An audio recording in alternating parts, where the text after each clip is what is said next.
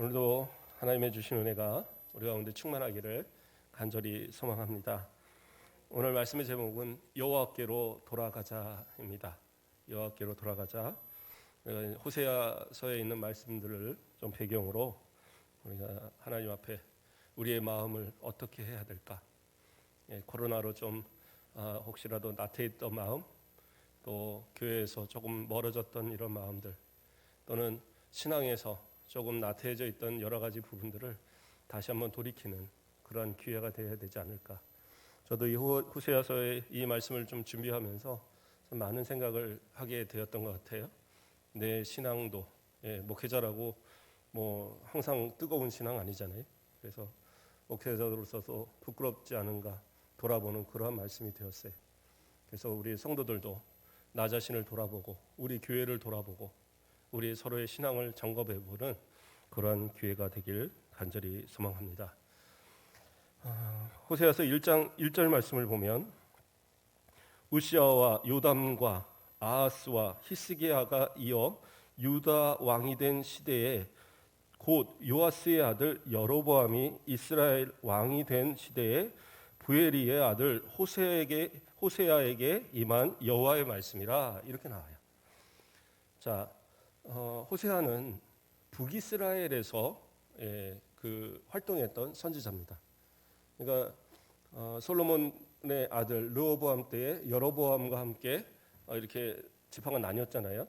그래서 유다 지파와 그 다음에 베냐민 지파만이 이 남유다를 이루고 나머지 10지파는 위쪽으로 해서 북이스라엘을 이루었어요. 물론 레위 지파는 그 족속에 속하지 않기 때문에 레위 지파는 남유다에 남죠. 자, 어쨌든 그렇게 해서 나뉘어진 이 북이스라엘이 북이스라엘 멸망의 시기까지 계속 그렇게 나누어서 지내왔습니다. 그런데 남유다와 북이스라엘의 차이는 뭐냐면 남유다는 뭐 쿠데타가 일어나든 어쨌든 간에 그 혈통이 끊이지 않아요. 다윗으로부터 하나님께서 언약하신 그 혈통이 끊이지 않고 내려가는데 북이스라엘은 그 왕들이 잘못하고 그 왕가가 잘못하면 하나님께서 그 왕가를 치셔요. 그래서 다른 왕가들이 생깁니다. 그러니까 쿠데타를 통해서 왕들이 계속 바뀌어요. 어떤 왕은 그냥 며칠 만에 바뀌는 사람도 있고 어떤 사람은 그 몇 대를 이어가는 경우도 있고 이런 식으로 이제 그 왕들이 바뀌는데 오늘 본문에서 나오는 이 배경은 여로보암 2세를 얘기합니다. 그러니까 여로보암이라고 해서 처음 그 르호보암과 나라를 나눈 그 여로보암이 아니라 동일한 이름으로서 그래서 구분을 해서 여로보암 2세라고 이렇게 표현을 합니다. 그래서 요아스의 아들 여로보암, 이게 무슨 말이냐면 예후 왕가의 여로보암이에요. 예후가 그 아합 왕가가 하나님 앞에 우상을 섬기고 또 무죄한 피를 흘리고 그러한 일을 반복하면서 하나님께서 예후를 통하여서 그 반역을 일으켜서 그 나라를 점령하게 합니다. 그 내용을 조금 이따 좀 더 살펴보겠지만 그래서 하나님께서 예후로 인해서 왕가를 세우시는데 예후의 그 다음에 여호아하스, 그 다음에 요아스, 그리고 여로보암이고 그 아들 때에 이제 스가랴까지 그렇게 해서 5명의 그렇죠? 5명의 이렇게 왕이 다스립니다. 그런데 이 스가랴 때에 가서 이제 그 살루메에게서 또 반역이 일어나서 이제 왕가가 끝을 맺게 되거든요. 근데 예후가 처음에 왕이 되었을 때 하나님께서 그 예후의 어떤 행동에 대해서 상당히 칭찬을 하셨거든요. 왜냐하면 하나님의 편에 서서 많은 그 아합 왕과 또 이세벨뿐만 아니라 그 모든 속한 사람들을 싹 멸해 버렸어요. 거기까지는 참 잘한 부분이 있습니다. 그런데 그도 결국에는 하나님 앞에 정말 버려야 될 악의 모습을 버리지 못한 모습이 있습니다. 그로 인해서 하나님께서 예후 왕가도 그 이후로 4대 이후에서는 그 대를 끝이게 한 거예요. 자, 어쨌든 북이스라엘에서 이 호세아는 활동하는 선지자입니다. 그런데 신기한 것은 1절에서 나오는 것은 요아스의 아들 여로보암을 얘기할 뿐이지 그 앞에서는 유다에 대한 이야기를 하는 거예요. 그래서 우시야와 요담과 아하스와 히스기야가 이어 유다 왕이 되었더라. 그래서 3대 위로 3대에 걸치는 왕들을 쭉 이야기하면서 히스기야의 시대다라고 얘기를 하면서 요아스의 아들 여로보암의 시대, 이게 이제 그것을 비교하고 있습니다. 그러니까 북이스라엘의 선지자면 그냥 북이스라엘의 왕가만 이야기하면 되는데 왜 굳이 남유다, 오히려 남유다의 왕가를 더 깊이 있게 다뤘느냐? 이게 바로 선지자의 마음인 겁니다. 북이스라엘은 이미 하나님의 어떤 그 통치 아래서 살지 않았던 그러한 모습들. 그래서 호세아를 통해서 상당히 경고하고 또 그들을 돌아오기를 원하시는 하나님의 마음을 이렇게 쓴 것이 바로 이 호세아서잖아요. 그러므로 호세아 선지자는 북이스라엘에서 활동하지만 그의 마음은 항상 남유다에 있었던 겁니다. 그렇기 때문에 바로 이러한 구절로 그렇게 쓸 수 있었던 거예요. 호세아가 활동하던 이 여로보암 시대는 사실은 북이스라엘로는 상당히 그 부흥의 기라고 그럴까요? 부흥기라고 표현할 겁니다. 아주 번성한 그런 시대입니다. 왜냐하면 북이스라엘 왕들이 여러 주변의 나라들에게 뭐 아람이라든가 또는 뭐 그 다메섹이라든가 주변에 있는 나라들에게 이 땅들을 많이 빼앗겼었어요. 그런데 이 빼앗긴 땅들을 여로보암 때에 가서 그 땅들을 차지합니다. 그래서 하맛 어기로부터 시작해서 저 아라바 그 바다가 있는 곳까지, 그 광야가 있는 곳까지 이렇게, 그래서 처음에 그 이스라엘 백성들이 가나안 땅을 점령하여 들어갈 때 분배했던 땅을 거의 다 차지를 합니다. 물론 남유다 쪽은 남유다가 가지고 있지만 그 외의 땅들을 거의 차지할 정도로 상당히 그러한 어떤 그 정치적으로는 상당히 부강해졌던, 그리고 그만큼 많은 것들을 차지하고 소유했던 그러한 태평성대를 누리는 그런 때였어요. 그래서 여로보암 2세가 41년 동안을 북이스라엘을 다스렸거든요. 그러니까 겉으로 보기에는 참 평안한 시대인 겁니다. 특별하게 어떤 다른 외세의 침략으로 인해서 어려움을 당하지도 않았고, 그리고 오히려 잃었던 땅들을 다 차지하고, 그러므로서 상당히 복을 받은 그러한 시대인데, 오히려 호세아를 통해서 하나님께서 그 경고하시는 이 여로보암 시대는 완전히 그 영적으로는 타락한 시대, 암흑기, 그러한 시대로 평가하고 있단 말이에요. 그러니까 이것이 정말 어떻게 보면 하나님께서 바라보시는 그러한 시대는 우리가 바라보는 눈과는 다르다는 거죠. 우리는 그저 잘 먹고 잘 살고 평안하고 뭐 많은 것을 누리고 그러면 이게 그냥 복받고 괜찮은 것으로 알고 있는데, 하나님은 그것보다도 오히려 영적인 부분을 우리에게 말하고 계신다라는 거예요. 하나님께서 그러면 그러한 악한 우상숭배와 음란한 그러한 시대, 그러한 아주 영적으로 타락한 시대, 이 여로보암 때 왜 그러한 복을 주셨느냐, 왜 그만한 땅과 평안한 시대를 주셨느냐, 그 이유를 성경은 이야기합니다. 열왕기하 14장 26절에서 27절까지를 보면, 이는 여호와께서 이스라엘의 고난이 심하여 매인자도 없고 노인자도 없고 이스라엘을 도울 자도 없음을 보셨고, 여호와께서 또 이스라엘의 이름을 천하에 없이 하겠다고도 아니하셨으므로 요아스의 아들 여로보암의 손으로 구원하심이었더라, 이렇게 나오고 있어요. 그러니까 북이스라엘이 잘해서 여로보암이 통치를 잘해서 그렇게 복을 주신 것이 아니라 뭐예요? 여호와께서 이스라엘의 고난이 심한 것을, 북이스라엘이 고난을, 여러 외세의 침략으로 인하여 고통을 당하고 또 백성들이 피폐해가는 그 삶을 보면서 긍휼히 여기신 거예요. 왜냐하면 이때까지는 아직 이 이스라엘을 멸하시기로 하나님께서 말하신 적이 없거든요. 그러니까 이 북이스라엘에 있는 백성들을 불쌍히 여기셔서 하나님이 그런 어떤 물질적인 복, 또 사회적인 안정의 복, 정치적인 안정의 복, 이러한 것을 다 주셨단 말이에요.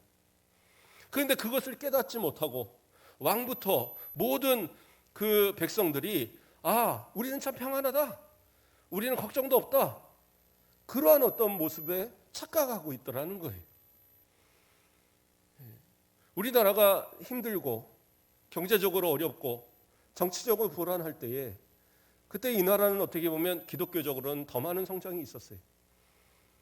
하나님 앞에 매달려서 기도하고 하나님이 주시는 복으로 살아야겠다는 그러한 사람들이 너무 많았었어요. 그리고 실제로 하나님 앞에 기도하고 그렇게 열심히 일하는 사람들이 또 하나님의 복으로 살아가는 모습들이 많았고, 그런데 나라가 점점 부강해지고 경제적으로 충분해지고 삶에 여러 가지 여유가 생기기 시작하면서 사람들은 교회를 떠나기 시작했어요. 하나님이 주신 복인데 하나님께서 불쌍히 여기셔서 이 나라를 살리시고자 이 나라에 복을 주시는 그러한 은혜였는데 그 은혜를 오히려 다 뒤엎어버리는 그러한 삶의 모습들을 살고 있더라는 거예요. 혹시 우리 안에도 그러한 모습들은 있지 않습니까? 이제까지 주신 하나님의 은혜를 기억하지 못하고 지금의 내가 누리고 지금의 내가 안주하는 이 삶이 그냥 좋아서, 그래서 하나님 앞에 더 열심을 내거나 더 뜨겁게 하거나 그러한 마음이 없는 그러한 모습.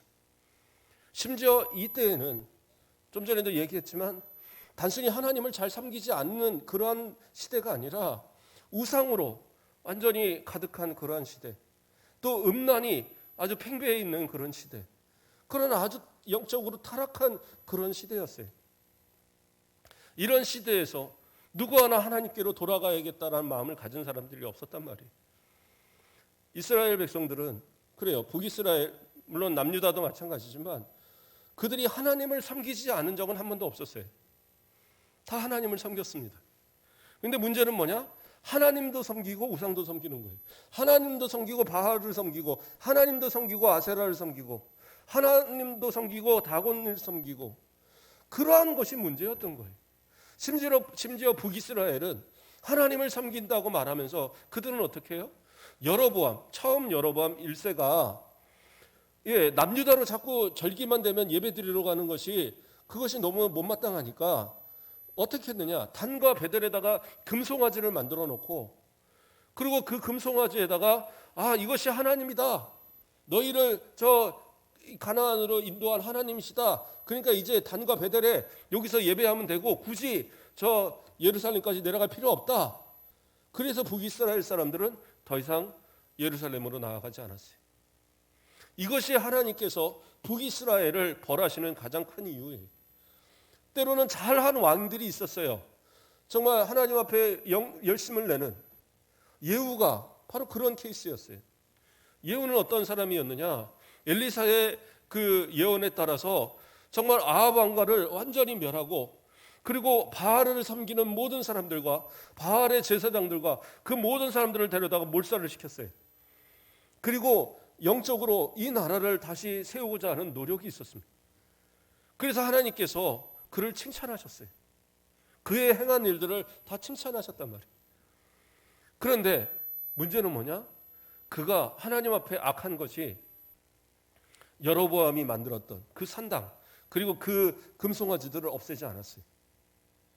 그러므로 그가 그래요. 다른 일 다 잘했는데 그것을 버리지 못함으로 인해서 결국엔 어떻게 해요? 그 우상 숭배의 씨앗이 계속 남아서 그 자식들까지 계속 그 우상을 섬기는, 하나님을 섬긴다는 이유로 우상을 섬기고 또 버렸던 바알을 들여들어오고 하면서 그렇게 예후가 열심을 다해서 종교개혁을 뭔가 일으키려고 노력했던 그 수고가 다 그냥 숲으로 돌아간 거예요.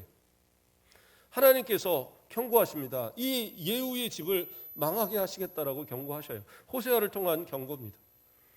그런데 왜 그렇게 하나님께서 칭찬하셨던 예후의 집이 왜 하나님 앞에서 심판을 받고 경고를 받아야 되느냐? 다른 이유가 없어요. 우상에 대한 것들을 버리지 못하니까. 더 나아가서 그 우상을 섬기면서 음란한 것들이 이 시대에 들어오니까, 그것으로 인하여서 그가 잘했던 그것들이 오히려 반대로 그것을 그 정당하게 어떤 심판했던 그 정당성이 사라져 버린 거예요. 그러면 어떻게 합니까? 그들이 우상을 섬기고 그들이 하나님을 제대로 섬기지 않았다는 이유로 그들을 처단해서 그걸로 칭찬을 받았는데 오히려 자신과 자신의 후손들도 그걸 지키지 않아요. 그러면 어떻게 해요? 그것은 살인이었지 정당한 죽음이 안 되는 거예요. 정당한 그러한 집행이 된 게 아니에요. 그렇기 때문에 그 일로 인해서 오히려 이스라엘 그 북이스라엘은 또 북이스라엘을 다스리던 그 예후의 왕과는 결국엔 하나님 앞에 심판을 받는 그런 이유가 되었던 겁니다. 이 내용은 조금 이따 더 살펴보도록 하겠고요. 어쨌든 그렇게 해서 호세아 선지자를 통해서 하나님이 이 북이스라엘을 경고하십니다. 그런데 그 경고의 방법이 좀 특이해요. 그냥 하나님께서 다른 선지자들 같으면 가서 아합에게 명해라, 누구한테 말해라. 그러면 가서 이제 선지자는 하나님의 말씀을 가서 전하면 되는데 이 호세아의 어떤 그 경고의 방법은 하나님께서 호세아를 통해서 음란한 여인을 아내로 맞아서 음란한 자식을 낳으라고 그렇게 말씀하셨어요. 호세아서 1장 2절 말씀에 여호와께서 처음 호세아에게 말씀하실 때 여호와께서 호세아에게 이르시되 너는 가서 음란한 여자를 맞이하여 음란한 자식들을 낳으라. 이 나라가 여호와를 떠나 크게 음란함이니라 하시니 이렇게 나와요. 이게 호세아를 통해서 백성들에게 이야기하는 그러한 장면입니다. 음란한 여인. 그러니까 여기서 음란한 여인이라고 하니까 어떤 분은 그러한 해석을 하더라고요. 과연 하나님께서 선지자를 음란한 여인과 결혼하게 했겠느냐? 그게 아니라 그 시대의 모든 사람들이 다 음란했기 때문에 정식으로 결혼을 했는데도 불구하고 그 여인이 음란했던 거다. 이런 식으로 해석을 하더라고요. 그건 약간의 인간적인 해석입니다. 왜냐하면 자, 목회자가 그렇죠? 목사님이 결혼을 하는데 결혼하는 상대가 그냥 좀 불신자, 교회를 잘 다니지 않았던 그런 사람이 그냥 이제 저 열심히 교회 다닐게요 하고 결혼했어요. 이게 사회적으로 이슈가 됩니까? 사회적으로 어떤 알려질 만한 어떤 뉴스거리가 돼요? 그렇지 않아요.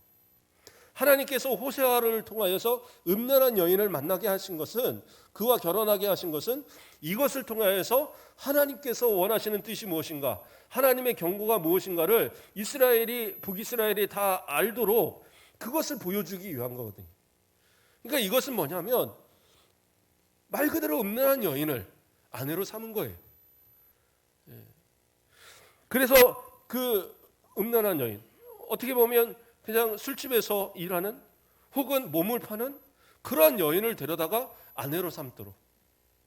만약에 목회자가 진짜 어떤 사창가나 이런 데서 몸을 파는 여인을 한 명을 만나서 결혼을 했다. 그런 일이 만약에 생겼다. 그러면 그거는 뉴스감이 되겠죠. 아마 해외 토픽에도 나올 거예요. 보수적인 교단의 목사님이 그렇게 했다. 이건 참 사회적인 이슈가 됩니다. 그러니까 그것을 하나님은 보여주기 위해서. 그래서 이스라엘 백성들이 얼마나 타락하고 음란해져 있는가, 다시 말해서 얼마나 우상숭배로 하나님과 멀어져 있는가를 보여주기 위해서, 그럼에도 불구하고 하나님께서 이 북이스라엘을 얼마나 사랑하시는가를 보여주시기 위해서 호세아를 통해서 그 음란한 여인 고멜을 아내로 맞이하도록 그렇게 했던 거예요. 그러면 이 음란한 여인은 어떠한 사람이냐? 그 호세아 3장 2절 말씀을 보면 나는 은 15세겔과 보리 한 오멜 반을 가지고 가서 그 여인을 산 뒤에 이렇게 나와요. 이게 무슨 말이냐면 그 고멜이 이 호세아와 결혼하고 아이 셋을 낳죠. 그 셋을 낳고 나서 그리고 얼마 뒤에 나는 당신이 싫어. 그리고 이제 밖으로 나가버려요. 그래서 집을 나가서 그 옛날에 그 어울리던 사람들을 찾고 그 사람들하고 먹고 마시고 그 사람들에게 몸을 팔고 그러면서 살아가는 거예요. 그러다가 포주에게 잡혀서 그래서 몸을 파는 그런 여인으로 전락을 해버립니다. 그러니까 호세아가 하나님의 명령을 따라서 다시 그 여인을 찾기 위해서 가서 그 값으로 은 15세겔과 보리 한 오멜을 가지고 가서 그것을 값을 치르고 그 여인을 다시 데려온 거예요. 그러니까 이런 것을 봐도 이미 뭐 어느 날 갑자기 정숙하던 여인이 그렇게 음란해졌다 이게 아니라 처음부터 그러한 여인을 데려다가 아내로 삼은 거예요. 그래서 하나님의 그 긍휼하심, 이 이스라엘 백성을 향한 하나님의 긍휼하심을 보여주기 위해서 그러한 모습을 한 겁니다. 그러니까 얼마나 북이스라엘 사람들이 보기에 이게 완전히 놀라운 광경이거든요. 어떻게 보면 뉴스거리이고 어떻게 보면 구경거리가 될 수 있을 겁니다. 아니 저렇게 하나님의 선지자가 호세아가 왜 굳이 저런 여인을 데려다가 아내로 삼을까? 이해가 안 되는 상황입니다. 그리고 아이를 낳습니다. 첫째 아이는 뭡니까? 이스르엘이라고 이름을 정합니다. 그 이스라엘이라는 이름은 하나님이 정해주셨는데 그 뜻은 뭐냐면 하나님께서 흩뜨릴 것이다. 그러니까 흩어버릴 것이다. 이런 뜻이에요. 그러니까 이 경고는 뭡니까? 너희가 돌이키지 않으면, 너희가 하나님 앞에 회개치 않으면 하나님께서 어떻게 하느냐? 이 나라를 흩어버리겠다. 이 나라를 사라지게 하겠다. 이러한 경고예요. 그것을 이스라엘이란 이름을 통해서 그렇게 경고하신 내용입니다. 호세아 1장 4절 아까도 잠깐 말씀을 드렸지만요. 여호와께서 호세아에게 이르시되 그의 이름을 이스르엘이라 하라. 조금 후에 내가 이스라엘의 피를 예후의 집에 갚으며 이스라엘 족속의 나라를 패할 것입니다. 이렇게 나오고 있어요.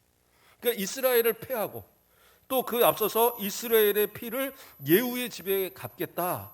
여기서 이스르엘, 그러니까 이 첫째 아들의 이름을 이스르엘이라고 졌는데 그러면 이스르엘의 피를 예후의 집에 갚겠다. 이 얘기는 뭐냐면 아까 말한 대로 이 예후가 아합 왕과 그 이세벨과 그리고 그의 아들들을 다 몰살시키고 그 바알을 섬기는 그 모든 사람들을 다 잡아서 죽였어요. 그러니까 거기까지는 잘했다 이거예요. 그래서 하나님께서 그를 칭찬하셨어요. 열왕기하 그 10장 30절 말씀을 보면 여호와께서 예후에게 이르시되 내가 나보기에 정직한 일을 행하되 잘 행하여 내 마음에 있는 대로 아합 집에 다 행하였은즉 내 자손이 이스라엘 왕위를 이어 4대를 지내리라 하시니라.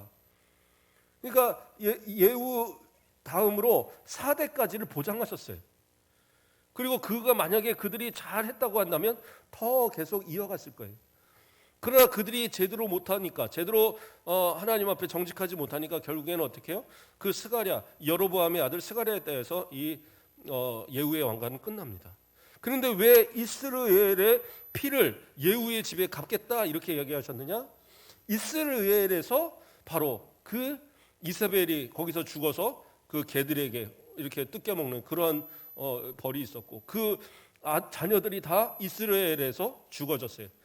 바알을 따르던 선지자들과 모든 사람들을 다 죽였던 것도 이스라엘입니다. 그러니까 이스라엘을 중심으로 해서 예후가 모든 심판을 다 이루었어요. 그래서 그것으로 인해서 하나님께 칭찬을 받았는데 문제는 뭐냐?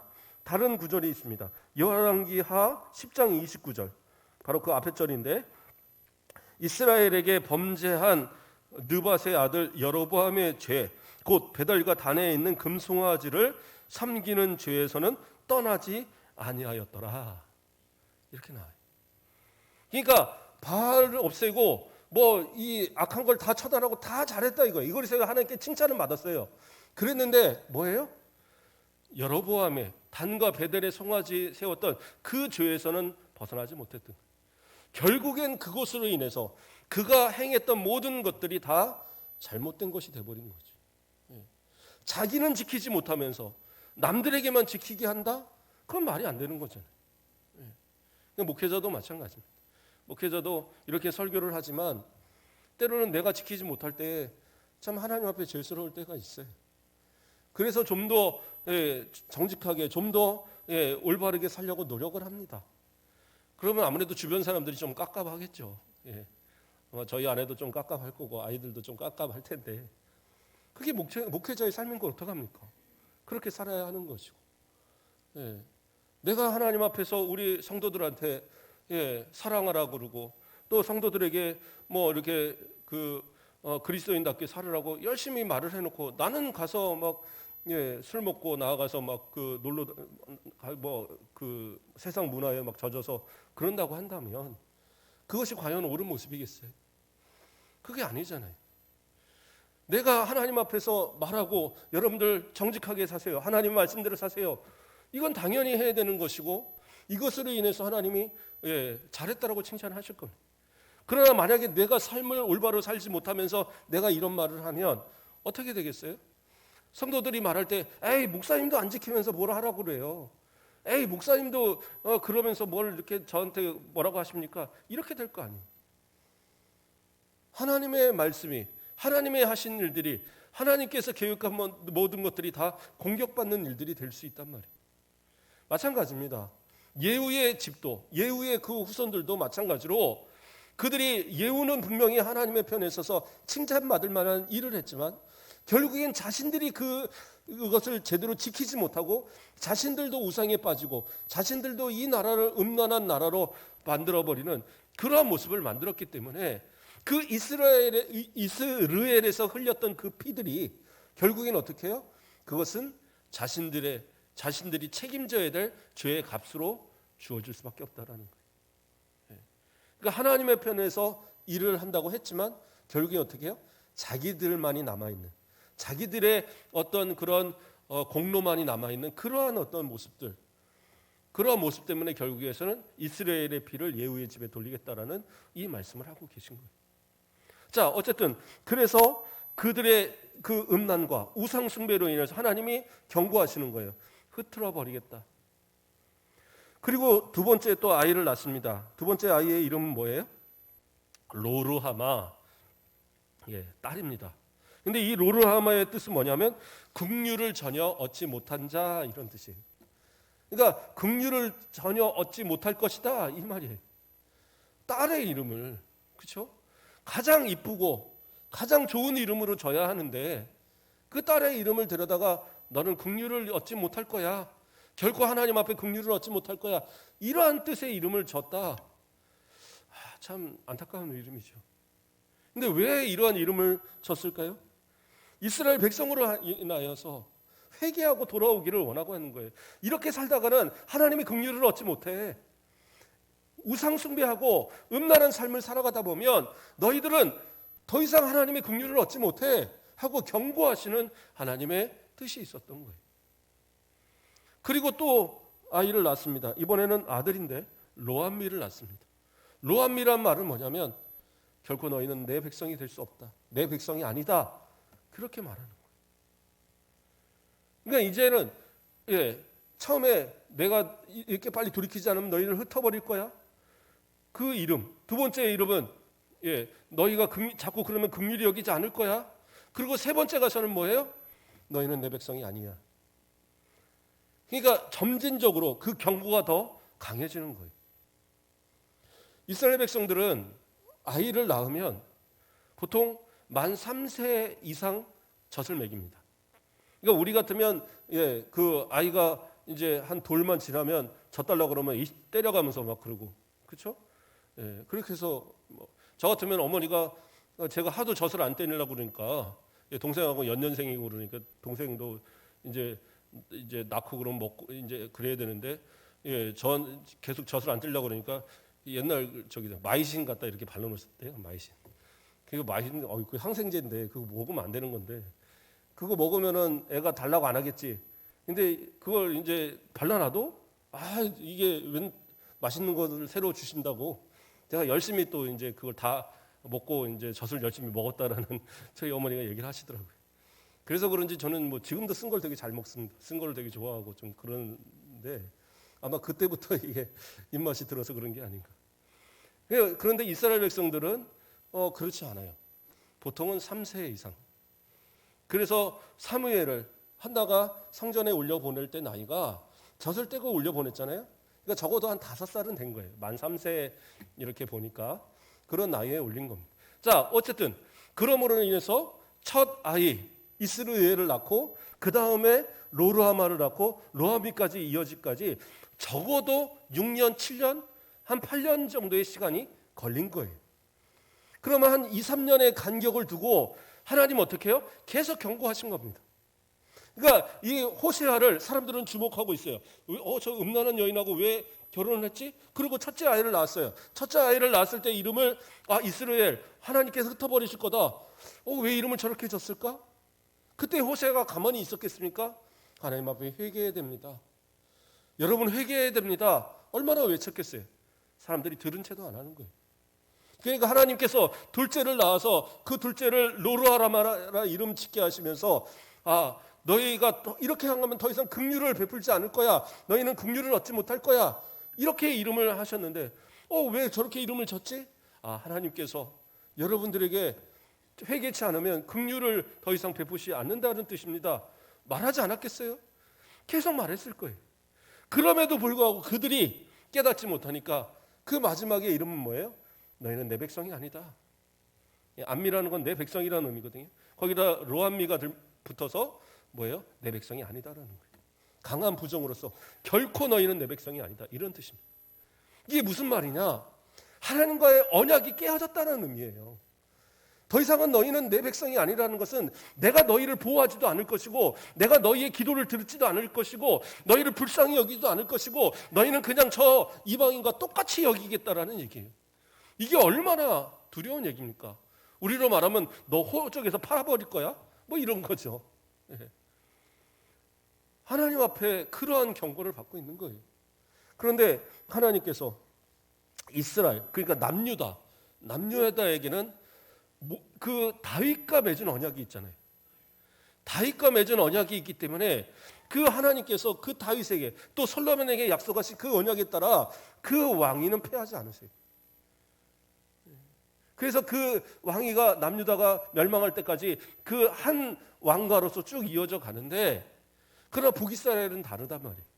태생부터가 하나님의 언약에 따라 만들어진 그러한 왕조가 아니라 하나님을 향하여서 여로보암이 우상을 세운 그 단과 베델에 있는 금송아지를 그 다음 왕들이 하나도 그것을 없애는 왕이 없었단 말이에요. 왜요? 이스라엘 백성들이 그것을 통해서 통치를 따랐거든요. 그것이 없다고 한다면 다 남유다로 가버릴 거란 말이에요.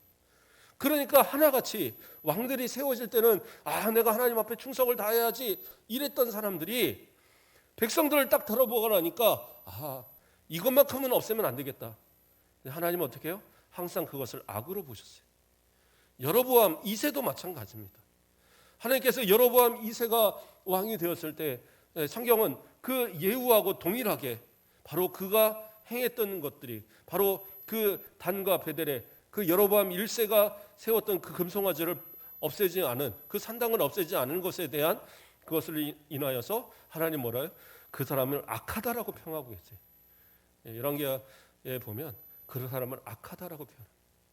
그러니까 그러한 우상 숭배에 대한 악이 이것이 없어지지 않으므로 결국에는 이 곳에 음란함이 또한 들어오고 또 이 우상 숭배가 여러 그 신들을 섬기는 그런 우상 숭배로 확장이 되고 그러면서 이스라엘 전체를 다 죄악으로 물들게 하는 그러한 모습들이 되었기에 이제는 하나님께서 어떻게 해요? 너희들과의 관계를 끊어버리겠다라고 그렇게 해서 너희들은 내 백성이 아니다라고 그렇게 말씀을 하신 거예요. 참 마음이 참 슬픈 이야기입니다. 나는 하나님을 분명히 믿었는데 나는 분명히 하나님을 버린 것이 아닌데 근데 하나님께서 너는 내 백성이 아니다라고 얘기하신단 말이에요. 왜요? 그 섬김이 올바른 섬김이 아닙니까? 우리는 우상 섬기지 않았습니다. 아마 이렇게 말하시는 분들도 있을 거예요. 그럼 우상은 뭐냐? 하나님보다 더 사랑하고 욕심 갖는 것은 다 우상들이에요. 그래서 골로새서에 보면 뭐라고 나옵니까? 탐심은 우상 숭배라고 나와요. 그러니까 우상 숭배, 하나님 앞에 내가 하나님보다 더 사랑하는 것, 하나님보다 더 포기하지 못하는 것, 정말 하나님을 섬기는 데 있어서 안 되는 것들을 내가 끝까지 붙들고 놓지 못하는 그것들 때문에 결국엔 어떻게 해요? 그것이 우상 숭배고 그것이 하나님을 섬기면서 우상을 섬기는 것과 똑같은 것. 그래서 하나님은 나 외에 다른 신을 내게 두지 말라고 분명하게 말씀하신 것처럼 어떠한 우상도 하나님과 동일한 선상에 두기를 원하지 않으세요. 심지어는 내 남편도 내 아내도 내 자녀도 마찬가지입니다. 하나님보다 더 사랑하는 존재가 되어져 버리면 그것은 우상이 되는 거예요. 하나님 앞에 정말로 신앙의 올바른 모습. 그렇다고 해서 나는 하나님만 섬기고 내 자녀는 뒷전이다, 그러란 얘기는 아니에요. 성경은 어디도 그렇게 말하지 않아요. 자녀들을 정말로 잘 양육하고 키우는 것, 부모의 또한 의무입니다. 그러나 중요한 건 뭐예요? 그것이 나의 우상이 되어서는 안 돼요. 하나님 앞에서 그러한 신앙의 모습들이 올바로 되어 있지 못한 이 북이스라엘, 이들을 향하여서 하나님은 계속적으로 경고하시는 거예요. 그래서 결국에는 어디까지 경고하시느냐?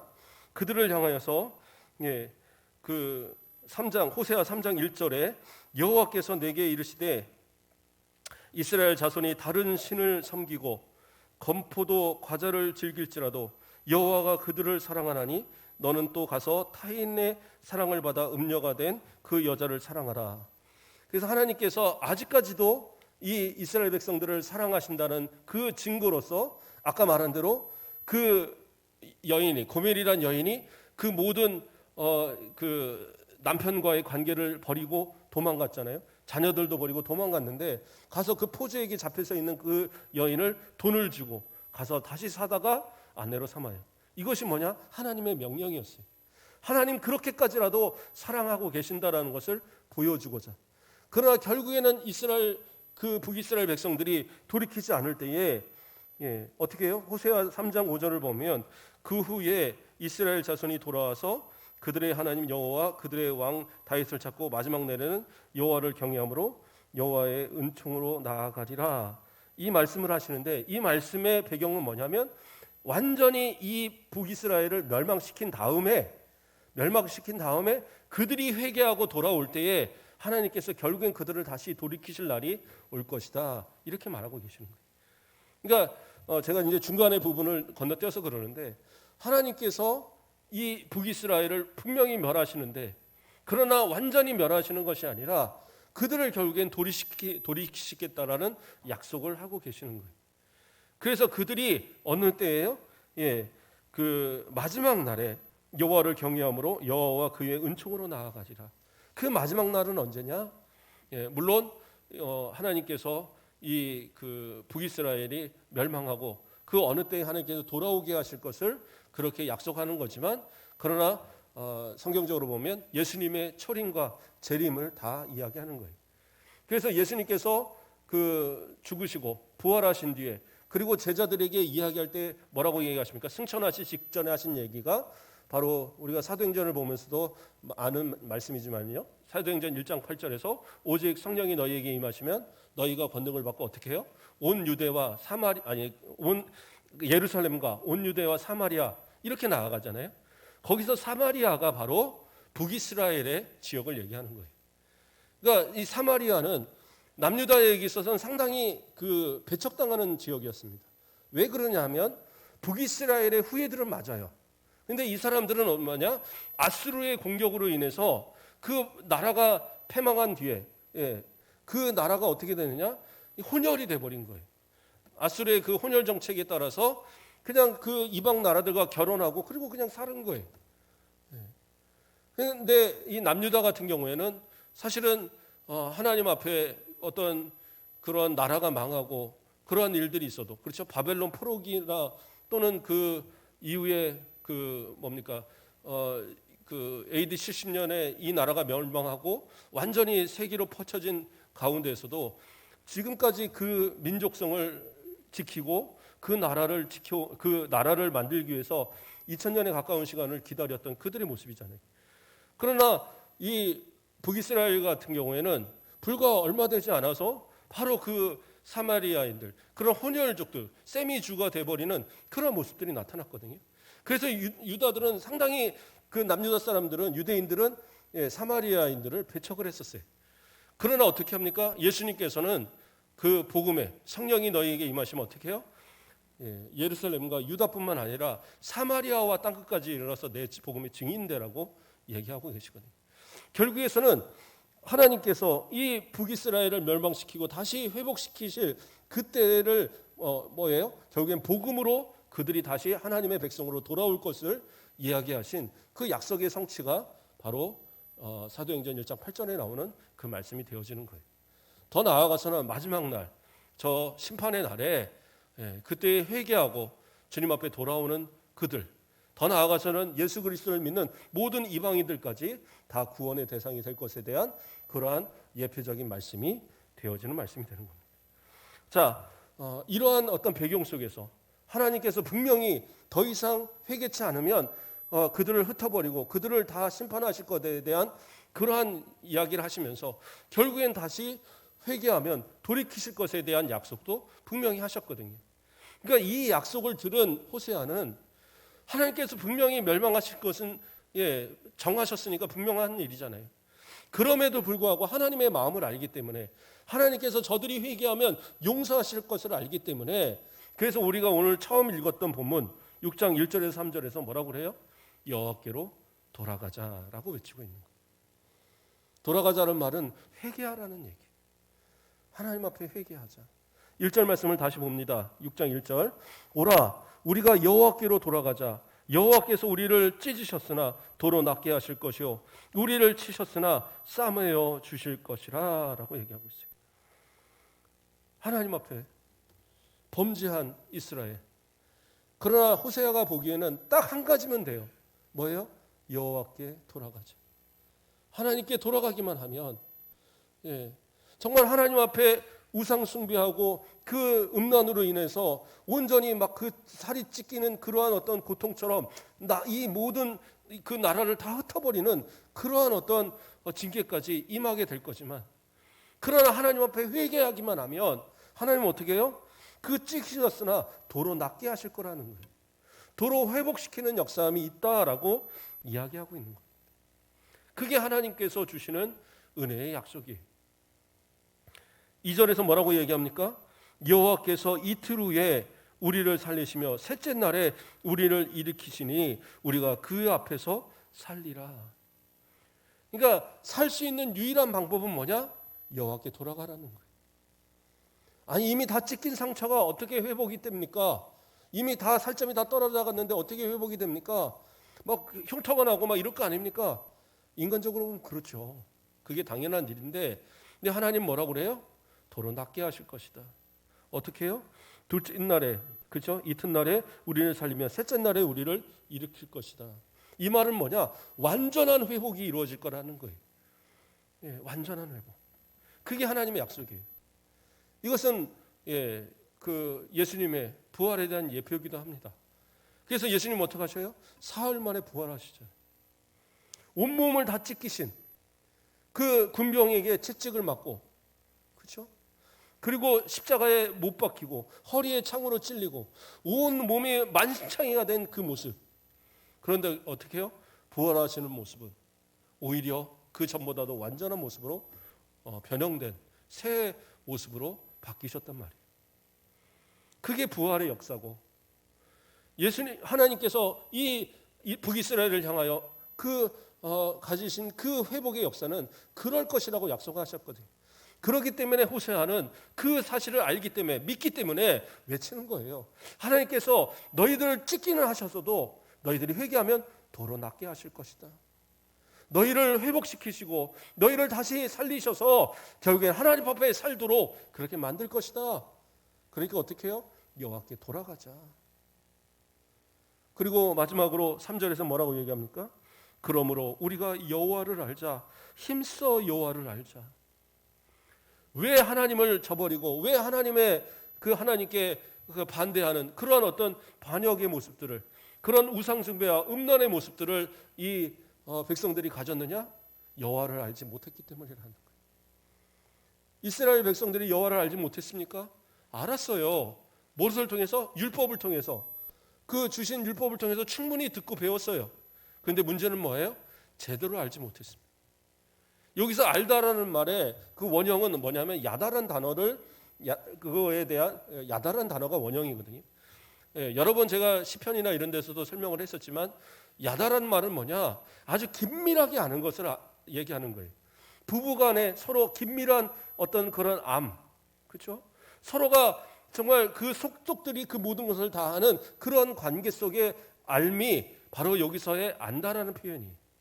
그러니까 여호와를 알자라는 것은 그냥 성경 읽고 내가 아는데 이게 아니라 이 말씀이 내게 육화되어서 내 속에 완전히 녹아들어서 내가 이제 하나님의 뜻을 온전히 알고 저버릴 수 없고 그것을 내가 반대할 수 없는 그러한 모습으로 변화된 모습을 얘기하는 거예요.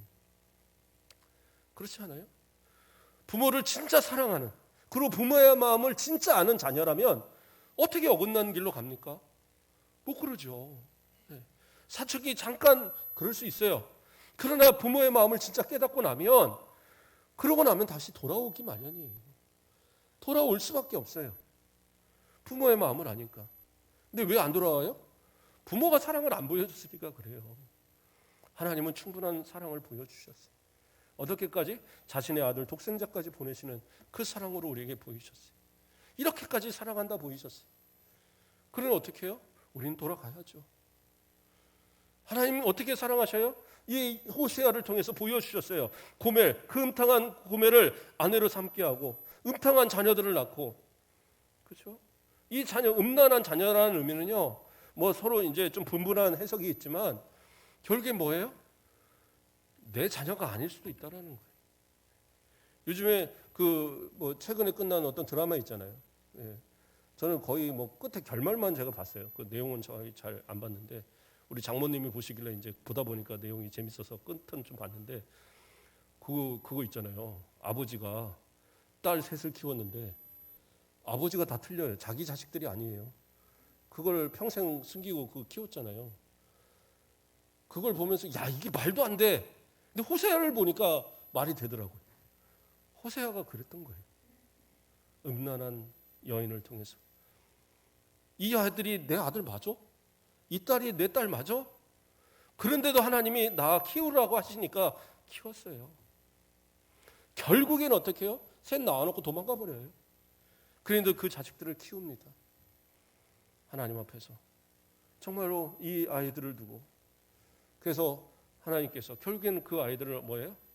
로루하마가 아니라 로함미가 아니라 암미로 부르도록 그 이름을 다시 바꿔주시고, 긍휼을 여기는 자, 또 하나님의 백성, 그렇게 바뀌도록. 그래서 그렇게까지 호세아를 통해서 이스라엘 백성들을 얼마나 사랑하는지, 그리고 도망간 그 여인을 돈을 주고 사올 것까지 보여주시면서 북이스라엘이 회개만 하면, 돌이키게 하면 얼마든지 용서하시고 사랑할 것에 대한 본을 보여주셨어요. 그럼에도 돌이키지 않는 그들. 왜요? 여호와를 알지 못하니까. 그래서 호세아는 얘기합니까? 여호와를 얘기하는 겁니다. 여호와를 알자. 힘써 여호와를 알자. 하나님을 아는 것이 곧 하나님 앞에 돌아갈 수 있는 방법입니다. 저와 여러분은 힘써 여호와를 아시기 바랍니다. 부인할 수 없는 그런 증거가 되길 바랍니다. 결코 하나님을 포기할 수 없는 이유가 되는 그것이. 그래서 어떻게 하나님이 나를 사랑하시는 걸 아는데 내가 어떻게 하나님을 배반하며, 하나님이 나를 사랑하시는 걸 아는데 내가 어떻게 곁길로 가며, 하나님만이 나를 사랑하시는데 어떻게 내가 하나님도 사랑하고 우상도 사랑하는 탐심으로 세상을 사랑하는 그런 모습이 되겠어요. 여호와께 돌아가자. 여호와를 알자. 주님 앞으로 돌아오고 주님 앞으로 날마다 나아오는 우리의 모습들. 더 나아가서 저 영원한 천국을 향하여 나아갈 때 주님이 기뻐 맞아주시며 잘했다라고 칭찬할 수 있는 그러한 복된 하나님의 자녀의 삶을 살아가는 저와 여러분 되시길 주님의 이름으로 축복드립니다. 기도하겠습니다. 사랑의 하나님, 감사를 드립니다. 여호와를 알자, 힘써 여호와를 알자 외치는 호세아의 그 목소리가 오늘 우리의 마음 가운데 새겨지기를 소망합니다. 여호와께로 돌아가자, 그렇게 외치는 호세아의 울부짖음이 우리의 귓가에 떠나지 않기를 간절히 소망합니다. 우리의 죄악으로 물든 모습들을 하나님 징계하시되, 그러나 우리가 회개할 때에 용서하시고 회복시키시는 은혜를 믿사오니 우리의 모든 삶을 주님 불쌍히 여겨주시고 주 앞에 더욱더 힘써 신앙의 올바른 모습들, 주님이 가장 원하시는 기뻐하시는 삶의 모습을 살아가기에 몸부림치는 우리 모든 성도들 되게 인도하시고 그 삶의 모든 부분에 하나님께서 동행하시고 함께 하신 은혜가 넘치게 하여 주시옵소서. 예수 그리스도의 이름으로 기도드립니다. 아멘. 우리 찬송가 337장 찬양 드리겠습니다.